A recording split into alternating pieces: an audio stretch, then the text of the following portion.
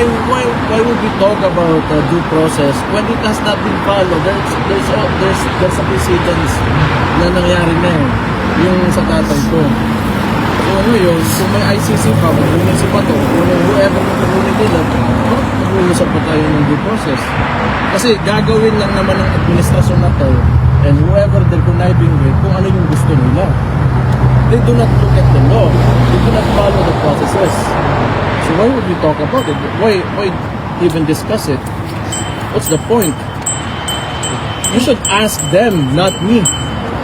Because my opinion is, based on my observations and I can only tell you kung ano yung nakita ko. But ask them, why do they not follow the rules? You ask the institution, you ask the administration. Hindi niyo pinapayuhan si Bato? Si Bato, hindi ko pa nakakausap.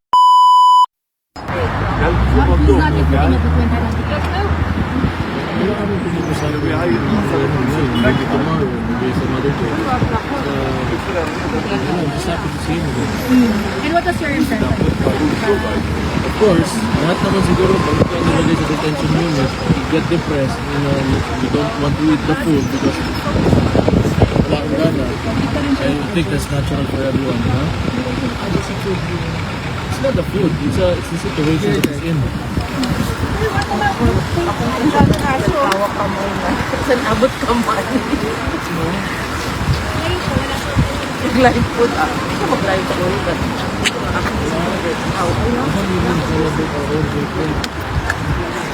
Ay, pero kung hindi kasama ang kaso.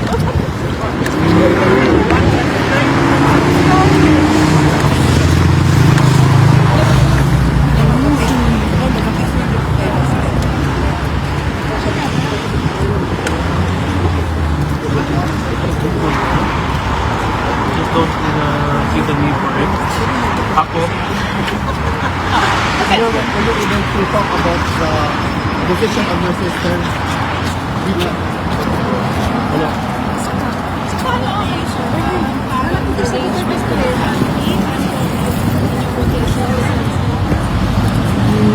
Depende. Ako,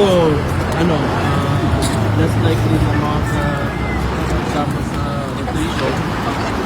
Kasi may ako ng Davao. Mahirap na matagal ako nawala. Pero, siyempre, gusto ko rin makita yung tatay ko.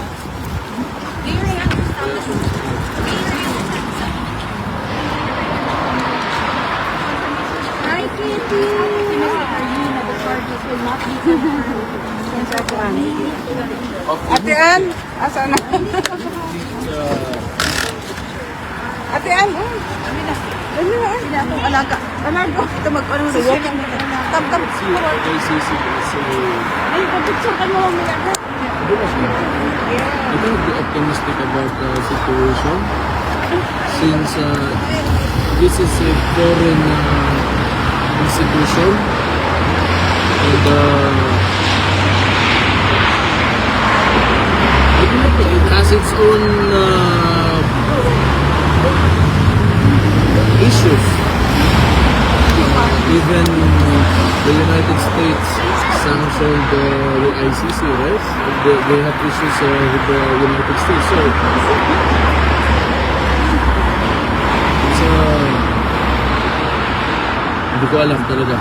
I do not trust this thing that you call the ICC. Because most of the people that are in there are from developing countries. Wala kang makikita dyan na from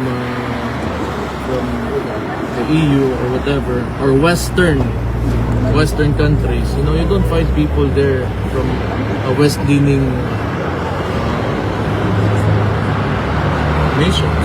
So they just use this institution to intervene in the domestic affairs of a country. And I do not know how, but that's my theory. Well, let's just leave it at that. But that's my observation. So,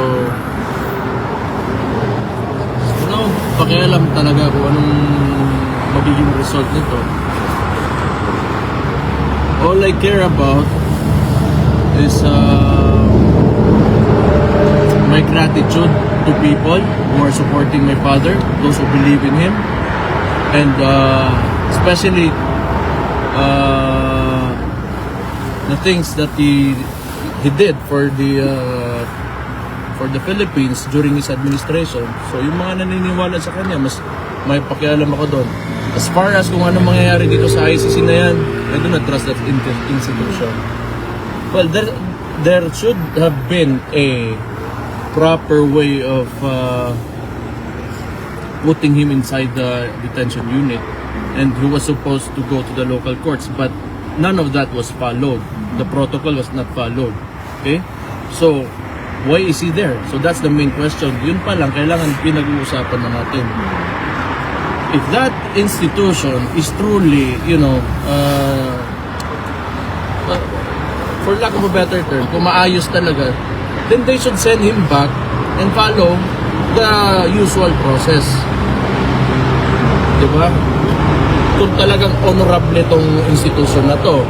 Because they know for a fact that this person inside, who seems to be my father, who is my father, kinuha, nilagay sa isang eroplano without going to the local courts, and was sent here in the Netherlands into the detention unit. So, anong asahan ko? So, how can I be optimistic in an institution that cannot follow its own rules? So, Mayor, just to be clear, no member of the family watched the proceedings. Is this intentional? No, hindi ko naman alam kung nanood sila or hindi. Nalaman ko na nga lang sa inyo na hindi sila nanood. Okay. So, hindi naman siya sadya. Talagang hindi lang, on your part, hindi naman siya sadya. Because, if you really want an answer from me, it's just the narrative of the left against our narrative. That's it. Sino pa yung mga nandyan? Mga NPA naman yung mga nandyan. Kasi sila yung tinamaan during the time of his administration. And they went around Europe and they were playing the victim card. That's it. That's basically it. But that's my narrative. So, it's my word against yours and yours against mine. And then also, sa proceedings, si Mr. Kaufman, essentially 2 points. One is that it's politically motivated. And second, that there's not enough evidence. Doon sa politically motivated, may mga Marines sa lumabas. Tapos he wants to look into the participation of former Senator Trillanes. What do you think? That's why everything is speculative in this situation. That's why I don't want to listen anymore, because it started, with romanticizing what could just have been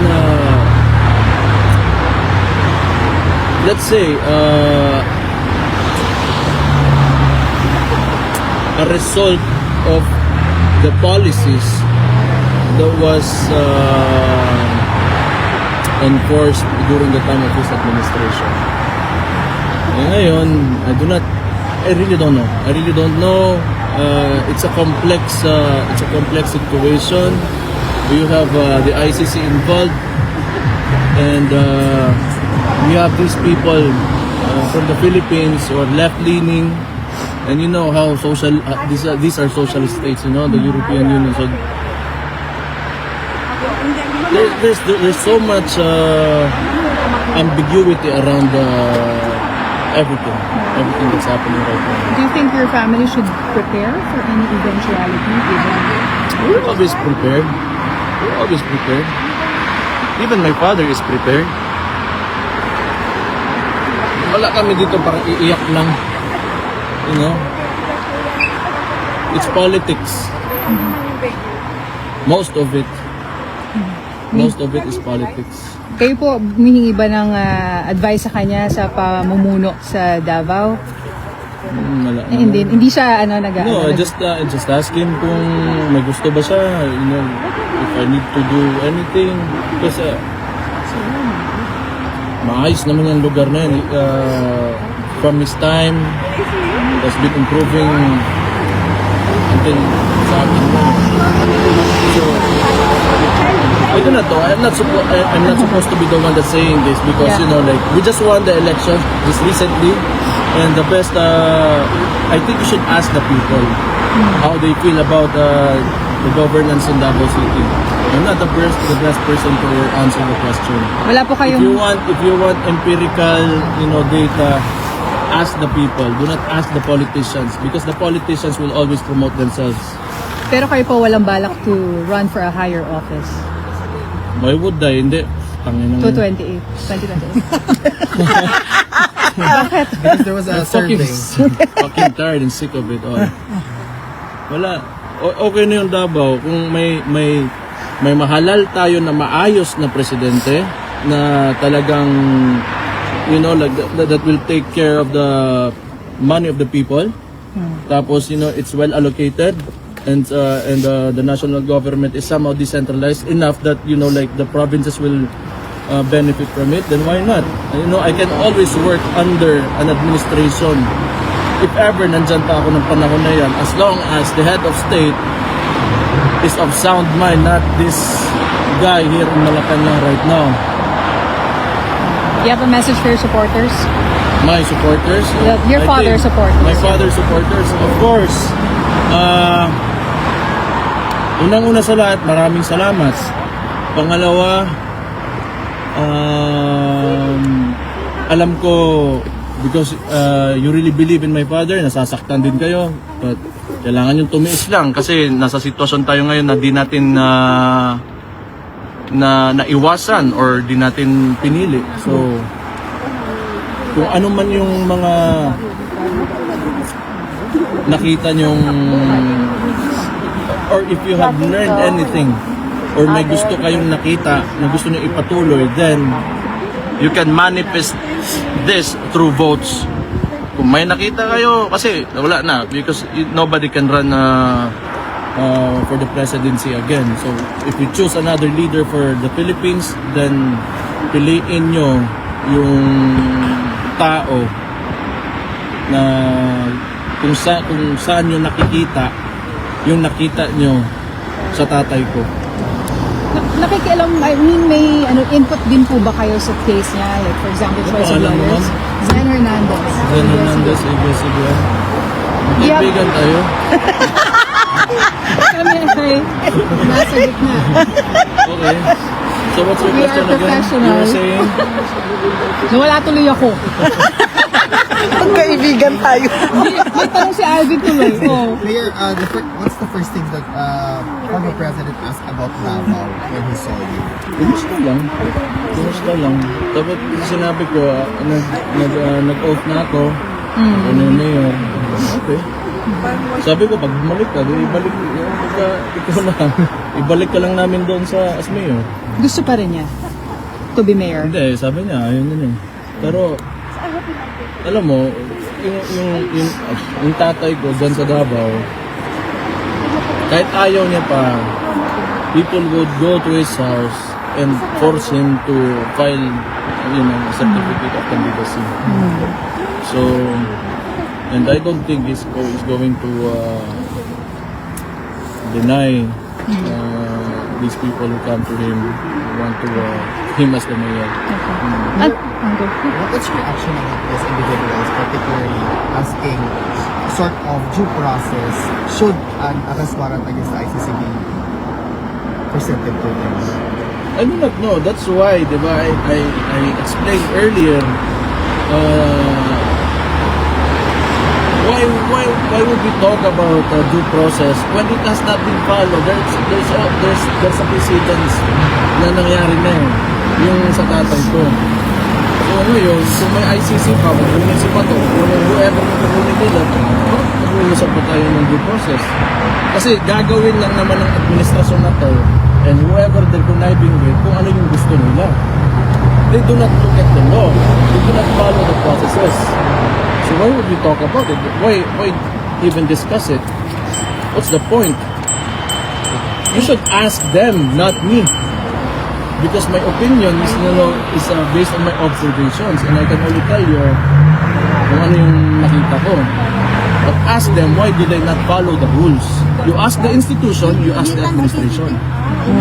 Hindi niyo pinapayuhan si Bato. Si Bato, Nakakausap hindi mo ko pa nakakausap yun. Matagal na kasi nagtatago, di ba? Yung nasa case pala, yung sa lawyers, nag-i-input po ba kayo doon if you're satisfied with the performance of his legal team? Or that's up to the VP?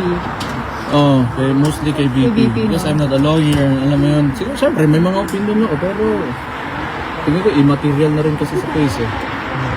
Like, what? Bakit? No, it's just out of frustration na alam mo yung legal, di ba? Parang gusto, syempre, gusto mo yung makalabas na yung tao. Ganun lang. It's just, Pero walang ano parang to get another set of rules. Kasi pala sabi ni Mr. Kaufman kung performance ng charges. So, if it's up to the family, if you will ask him again. yeah, kung may ganun mangyari, it's up to the Vice President. Sa kanya na yun kasi siya yung she's the leader of the pack. Okay. Alright, thank you sir. Sino susunod pala sa inyo? Sino susunod sa inyo? Hindi ko alam. Wala, walang ganun. Hindi ko pa alam. Thank you sir. Thank you, sir. Mabuhay. Pwede ka magpa-picture, guys. Yeah,